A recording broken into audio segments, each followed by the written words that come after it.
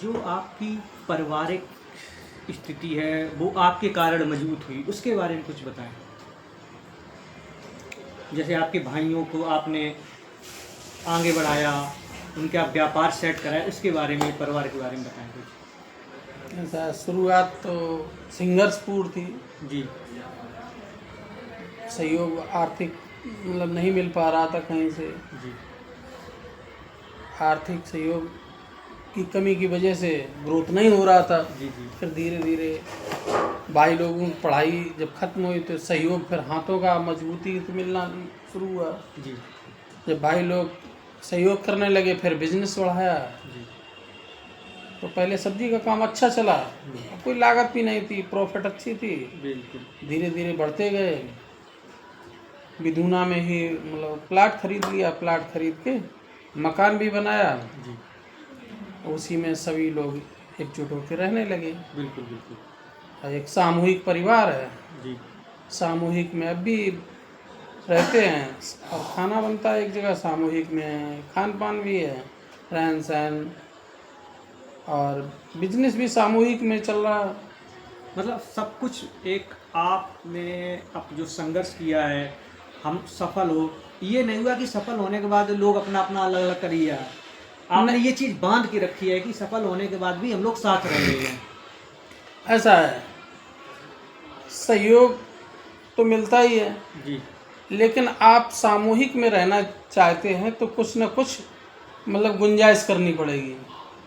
सहन शक्ति ही सामूहिक रहने की एक कला है। सहन हाँ। शक्ति नहीं तो आप सामूहिक नहीं रह सकते। सामूहिक नहीं रह सकते। बिल्कुल बिल्कुल। सबसे बड़ी बात है कि अगर आपको देखना पड़ेगा, ये नहीं सोचना पड़ेगा वो कम कमाते हैं हम ज़्यादा कमाते हैं तो हम अलग रहें। अगर हम सामूहिक में रहना चाहते हैं तो कोई कम कमाए या ज़्यादा कमाए, इस पे ध्यान नहीं देना। बिल्कुल बिल्कुल। केवल इकट्ठे मतलब रहने के लिए है कि सब लोग जो भी कमाते हैं एकजुट होकर कमाएं और एक जगह रखें और उसी से आगे बढ़ें। बिल्कुल। यानी कि ये भी देखो क्या होता ना कि इतने बड़े परिवार को समझने के लिए, उसको मैनेज करने के लिए, व्यवस्थित करने के लिए आपके पास संयम होना बहुत जरूरी है। आपका कहने का मतलब ये हाँ, है। संयम होना बहुत जरूरी है। आप कितना भी कमाएं लेकिन संयम जरूर रखें। जी।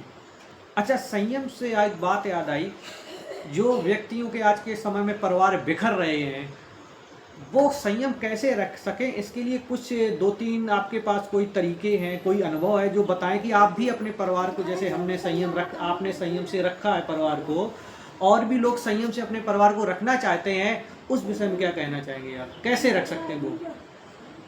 जैसे कि आप एक दो भाई हैं या 3 भाई हैं या 4 भाई हैं, जी ठीक है, तो सबसे पहले पहल करना आपको। आप अगर संयम रखते हैं तो अपने भाइयों से मतलब उनसे पूछें कि तुम्हें कोई परेशानी है। सबसे पहले उनकी परेशानी देखो। अगर तुम्हें मार्केट से कपड़े लाने हैं तो सबसे पहले उनके लिए लाओ। घर में कोई सामान की ज़रूरत है सबसे पहले उनसे पूछो। हाँ, आप समझ रहे हैं कि इनका कहने का मतलब, अगर आप चाहते हो संयुक्त परिवार में रहें, आपके परिवार का विघटन ना हो, आपसे लोग आपके अपने आप से दूर ना जाएं, तो पहली सीढ़ी है कि आप उनसे पूछो तुम्हारी क्या परेशानी, अपनी परेशानी भूल जाओ। बराबर, अपनी परेशानी भूल जाओ। पहले उनकी परेशानी पूछो। पहले उनकी देखो कि उनकी समस्या क्या, उन्हें ज़रूरत क्या, उनकी ज़रूरतों को पहले पूरा करो। हाँ, ये पहला तरीका है कि अपने किसी को जिसके आप साथ रह रहे, उसकी कोई समस्या है, उसका आप समाधान करिए, उसके बाद आप अपने बारे में सोचें। अपने बारे में सोचिए। ठीक है, एक तो ये तरीका। दूसरा तरीका ये है कि अगर दूसरे को, किसी को घर में परेशानी है, अगर कोई बाई चांस दिक्कत है तो उसके लिए आप तत्पर रहिए। उसके मतलब अपना काम छोड़ दीजिए, उसके साथ पहले खड़े हो जाइए और देखिए इसे क्या परेशानी है, उसकी समस्या का पहले हल कीजिए। बराबर, यानी कि आप उसकी समस्या पे पहले फोकस करें। आप अपने, जब आप दूसरे की समस्या पे फोकस करेंगे तो अपने को भूलना पड़ेगा।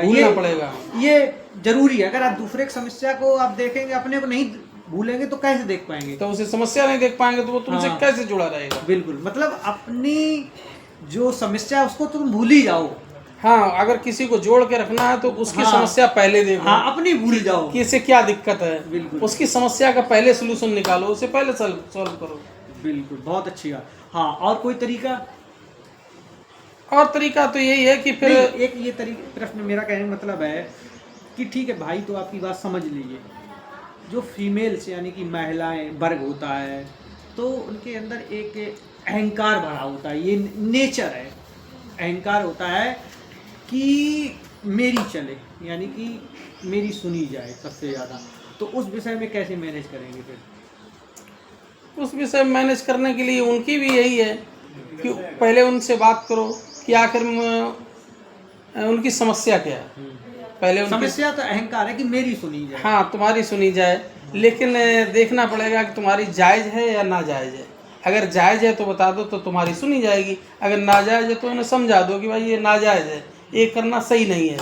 अच्छा, अगर किसी की मांग नाजायज है और फिर भी वो अड़ा है, तो फिर उस समय क्या करे कोई? नहीं, उसे समझाना पड़ेगा। नाजायज़ को आप मांग किसी की नहीं, पूरी वो करा अड़ा है, आपने देखे कुछ लोग होते हैं अड़ी जाते हैं नाजायज मांग पे, तो वो अड़ जाते हैं, तो वो उसको कैसे समाधान करें? उसका समाधान तो भाई देखो ऐसे ही है कि कोई अगर अपनी जिद पे अड़ जाए तो उसे आप केवल समझा सकते हैं और उसको तसल्ली से बता सकते हैं कि ये आपकी नाजायज़ है।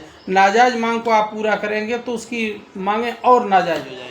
अच्छा, वो व्यक्ति और नाजायज हो जाएगा और वो भविष्य में भी आपको नाजायज मांगे मनवाने पे आपको परेशान करेगा, दबाव डालेगा, इसलिए उसकी नाजायज मांगे ना मानना ही बुद्धिमानी है। ना मानना चाहिए भाई, उसकी नाजायज़ मांग को तो कतई नहीं मानना चाहिए। उसे समझाना चाहिए कि तुम्हारी मांग नाजायज़ है और तुम ऐसा करोगे तो आगे चल के तुम्हें परेशानी होगी। लास्ट इसी में एक प्रश्न और हम जोड़ देते हैं कि अगर फिर भी वो आपकी बात ना माने और फिर भी आपके साथ वही रवैया अपनाए कि नहीं नहीं मेरी ही चलेगी, तो उस बंदे से दूर हो जाना उचित है या फिर उसके साथ रहना उचित है, ये बताइए आप। नहीं, उस बंदे से तो दूर हो जाना ही सही है, क्योंकि भविष्य में कोई लॉजिक नहीं, वो समझेगा नहीं ना। नहीं समझेगा। ठीक है, तो इनके कहने का मतलब है कोई बार बार अपनी नाजायज मांगे मंगवा रहा है और आप मान रहे हो, तो इसका मतलब आप मुसीबत मोल ले रहे हो। ऐसे बंदे से दूर हो जाने में ही भलाई है, नहीं तो पूरा जीवन आपको दुख में ही निकलेगा। बराबर भाई, आप 4 भाई हैं, 4 में सब एक से नहीं होंगे। बिल्कुल। अगर 3 सही हैं और एक नहीं मान रहा है तो आप 3 को साथ में लेके चलिए, एक को किनारे कर दीजिए। तुम अपना देखो भाई, हम अपना देख रहे हैं, तो 3 तो संगठित रहेंगे। गुड। चैनल को सब्सक्राइब कराएं, अपने मित्रों